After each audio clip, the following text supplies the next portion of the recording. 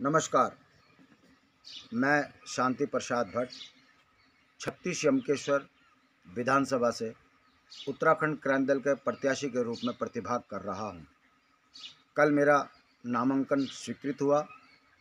मैं अधिकृत प्रत्याशी के रूप में जनता के बीच में कुछ बुनियादी सवालों को लेकर जा रहा हूं। विगत 22 वर्षों में यमकेश्वर विधानसभा के जो बुनियादी सवाल थे, इस पर दोनों राष्ट्रीय पार्टियों के नेताओं ने कोई काम नहीं किया और वर्तमान में जो प्रत्याशी हैं, एक बाहरी है, दूसरा बाबा रामदेव का है।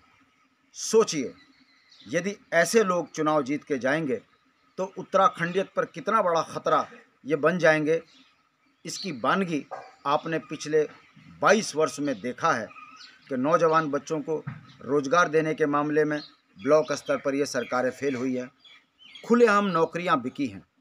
उत्तराखंड की ज़मीनों पर जिस तरीके से कब्जा हो रहा है, जैसे यमकेश्वर विधानसभा की ज़मीनों पर बाहरियों का कब्जा बहुतायत हो रहा है, इसे रोकने की ज़रूरत है। हमारे मंदिरों के जीर्णोद्धार करने की ज़रूरत थी। इन मंदिरों पे भी बाहर वालों का कब्जा हो चुका है। हमारे यहाँ पर स्वरोजगार करने वाले हमारे शिल्पकार भाई हों, चाहे फिर वो ब्राह्मण भाई हों, चाहे फिर वो व्यापारी भाई हों, इनके व्यापारों पर भी कब्जा बाहर के लोगों ने बड़ी तेज़ी से किया है।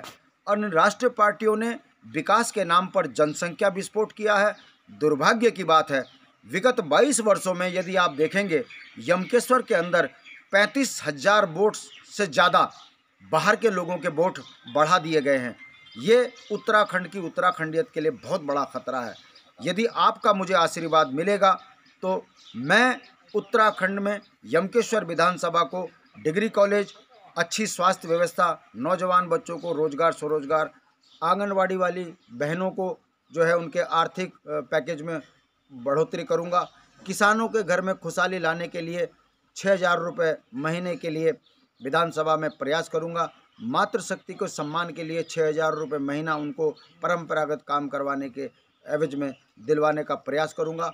हमारे व्यापारी भाइयों को सरकारी योजनाओं से जोड़कर उनको उनके उत्थान का काम करूंगा।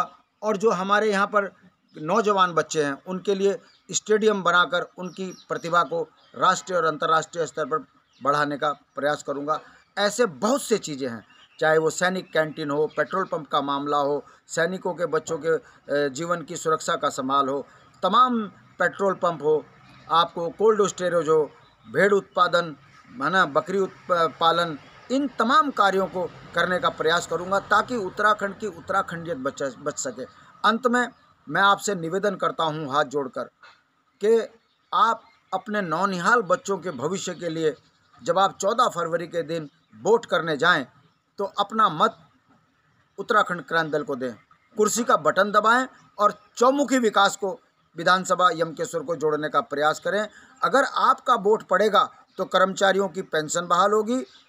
संविदा कर्मचारियों को नियमित करने के लिए विधानसभा में प्रयास करूंगा। बहुत से सवाल है। अंत में पुनः आपसे मैं निवेदन करता हूं, 14 फरवरी का दिन होगा, कुर्सी चुनाव चिन्ह होगा। जय भारत, जय उत्तराखंड।